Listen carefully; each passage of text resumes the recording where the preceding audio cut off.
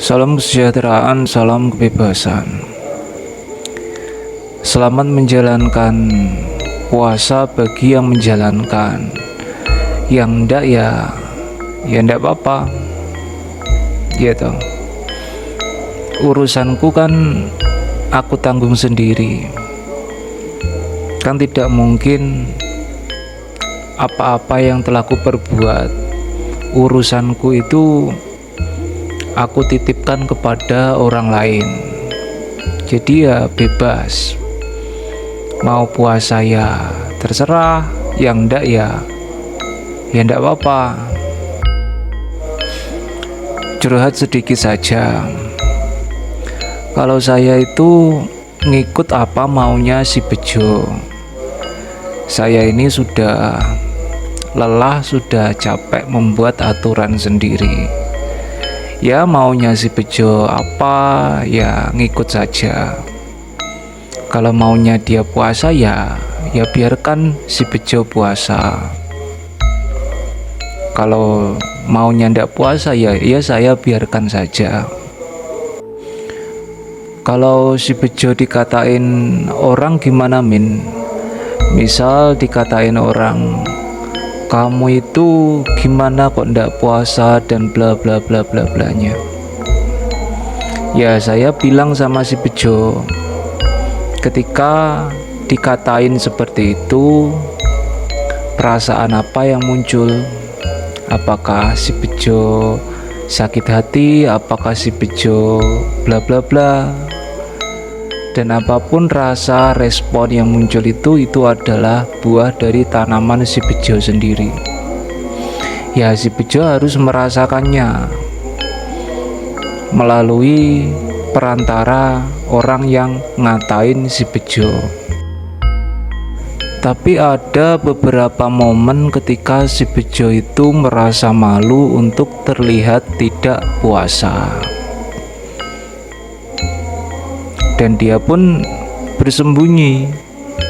Dia ngopi sembunyi, dia ngerokok sembunyi. Ya saya ngikut saja, ngikut apa maunya si Bejo. Kalau dia pengen sembunyi ya biarkan si Bejo sembunyi. Saya biarkan si Bejo sembunyi tanpa mengatur si Bejo. Ya curhat sedikit saja. Kita lanjutkan membahas sastro jendro hayuningrat pangruwating diyu. Kalau orang Jawa yang tinggal di Pulau Jawa ini sering berkata tentang ruwat, gitu. Ruwat itu adalah menjaga ya diri manusia masing-masing, menjaga diri manusia masing-masing dari keburukan yang dia lakukan sendiri. Karena tanpa dijaga, segala perbuatan yang buruk itu akan buruk, dan yang baik itu bisa jadi akan menjadi buruk bagi dirinya. Tapi ada yang berkata seperti ini, bagi Tuhan itu baik dan buruk tidak ada. Ya boleh-boleh saja bicara seperti itu. Tapi lihat dulu di mana posisi sebenarnya diri. Kalau sebenarnya diri itu sedang berdiri sendiri, ya tidak ada baik dan buruk. Tapi kalau sebenarnya diri sendiri itu sedang berpakaian, sedang mengalami kemelekatan, ya di sana bermain hukum sebab akibat. Kok bagi diri masing-masing terus Min? Kok terkesan egois? Tidak ada yang bisa menolong diriku, diri manusia ini loh, kecuali diriku sendiri yang menolong diriku sendiri terlebih dahulu. Kalaupun ada makhluk-makhluk lain di sekitarku yang menolong diriku, itu karena diriku yang menolong diriku sendiri terlebih dahulu. Kembali tentang ruwat oleh orang Jawa. Biasanya yang diruwat itu adalah anak tunggal. BTW, kalau kita berbicara tentang anak tunggal, sebenarnya masing-masing dari diri kita ini anak tunggal loh. Walaupun kita memiliki 10 saudara, kita masing-masing ini adalah anak tunggal. Diri manusia ini loh, diri manusia ini sebenarnya adalah anak tunggal. Anak tunggal dari sesuatu yang disebut dengan Tuhan. Loh, kok Tuhan memiliki anak, Min?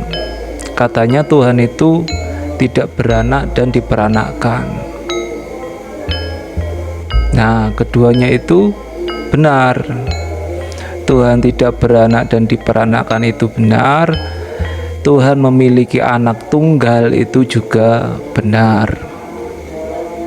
Pengertian ini tidak bisa diperoleh sebelum sebenarnya diri ini nongol, sebelum sebenarnya diri ini berdiri sendiri.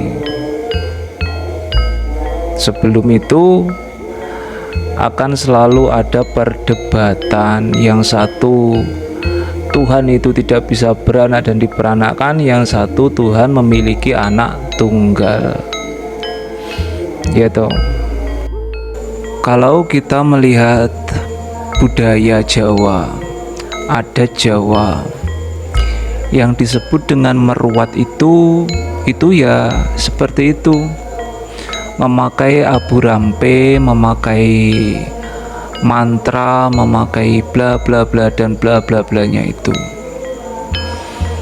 Itu semua hanya adat, hanya budaya. Yang sebenarnya meruwat si anak tunggal itu bukan seperti itu. Itu hanya simbol. Yang meruwat si anak tunggal itu adalah sebenarnya diri, bukan selain sebenarnya diri. Kembali pada judul, katanya laku paling tinggi itu adalah makrifat, ya toh, makrifat. Tapi Sastro Jendro Hayoningrat Pangruwating Diyu ini berada di atas makrifat. Karena untuk bisa melakukan Sastro Jendro Hayoningrat Pangruwating Diyu atau meruwat diri, ini harus makrifat terlebih dahulu.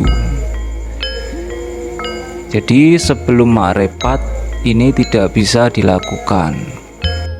Makrifat itu hanya untuk menemukan sebenarnya diri.